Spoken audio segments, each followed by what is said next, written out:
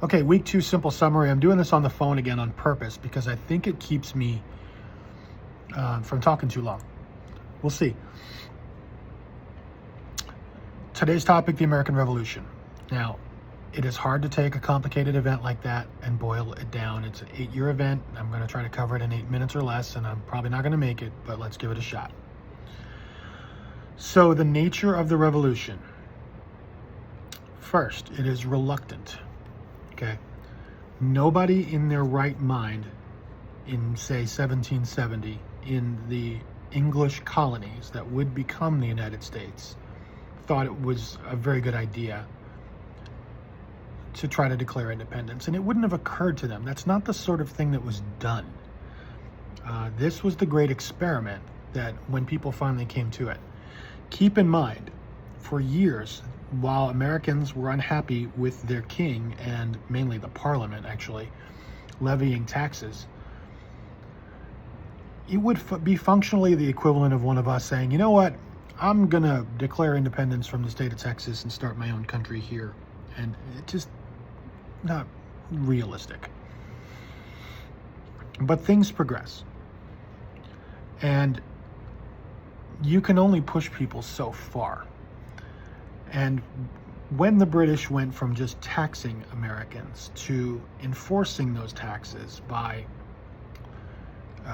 quartering British soldiers in American cities to keep down revolt and keep things quiet, typically calling out soldiers makes the situation worse, not better. And so by the mid-1770s, the future United States, the colonies, were kind of a powder keg waiting to explode. You had a lot of people who, by this point, were very fed up with the mother country, and they were organizing, and they couldn't get any relief on taxes. They couldn't get any relief on what's called taxation without representation. Keep in mind, the British Parliament may have governed their empire, which included these colonies, but there were no Americans in that parliament. None. You had no representation at all. So by 1775, things are ready to explode. And the British learn that some unnamed Americans have a cache of weapons out in the countryside in Massachusetts. And so they march out of Boston one night to march to where they've heard the weapons are and seize them. And this is where Paul Revere comes in, if you've ever heard this name. And it's, it's exaggerated, honestly, by a poem. A bunch of people rode out that night to warn people that the British were coming. And also, it wasn't exactly a secret. When an army comes through your town, people tend to know about it already. But this was the beginning of the revolution, because this is where the shooting started, at Lexington and Concord in Massachusetts.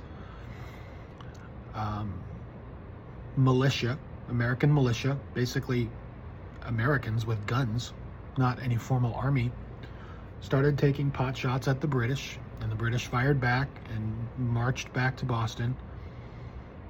Now blood was spilled, and it turned into a war.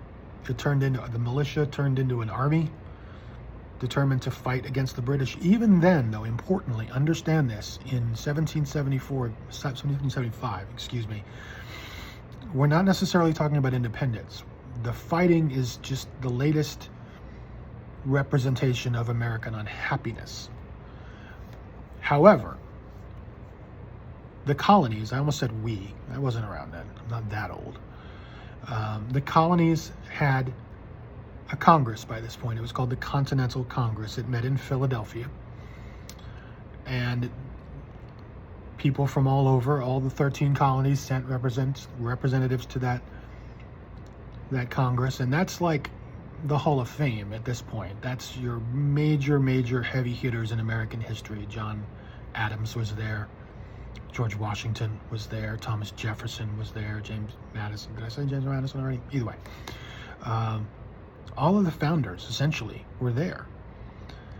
And they had to decide what to do. And they decided to take this militia, these ragtag group of soldiers who were fighting the British without a commander, and turn it into the Continental Army, essentially the first American army. There's no way I'm getting to this in 8 minutes, because we're still in 1775, but I'm going to cover what I can.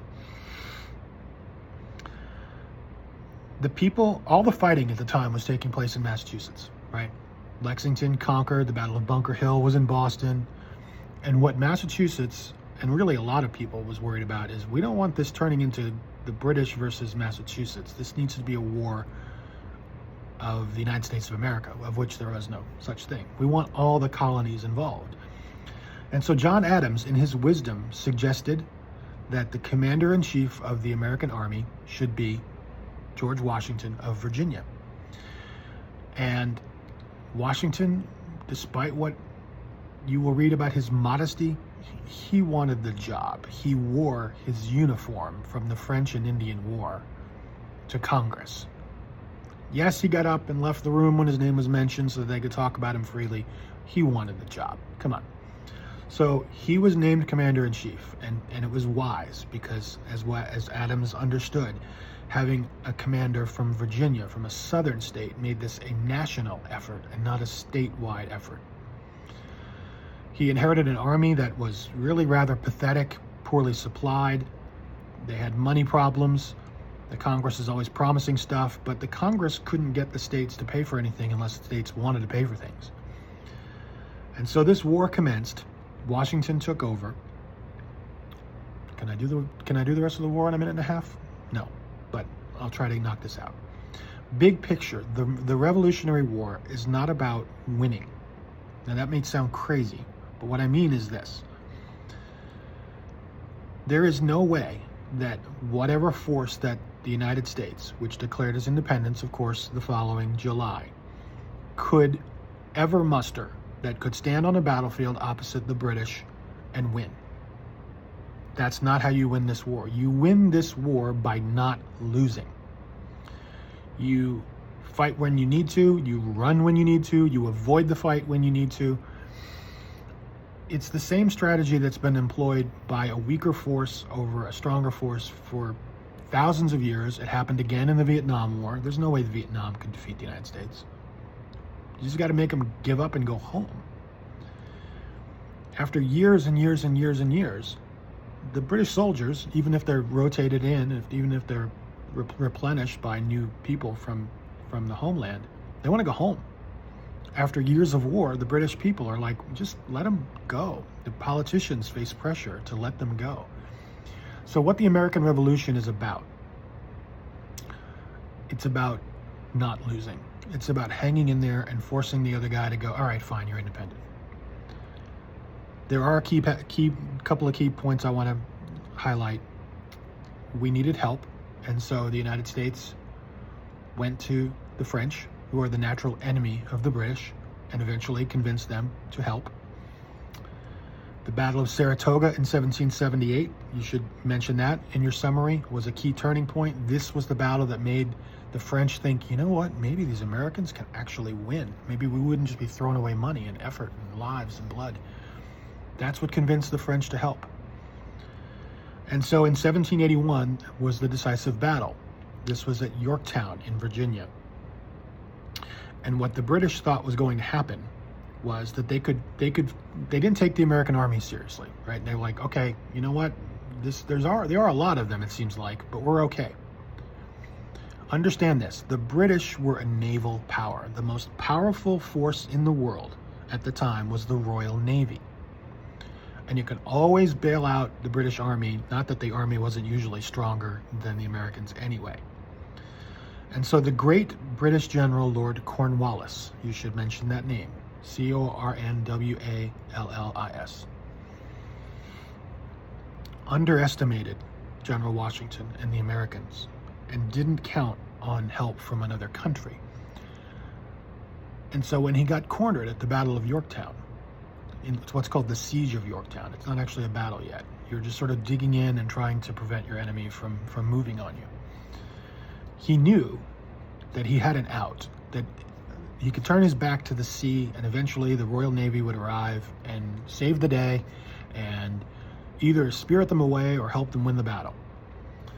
And so he wasn't worried. And when the battle began, At the critical moment, everybody turned to the ocean, to the sea, and there were ships there. But it wasn't the Royal Navy.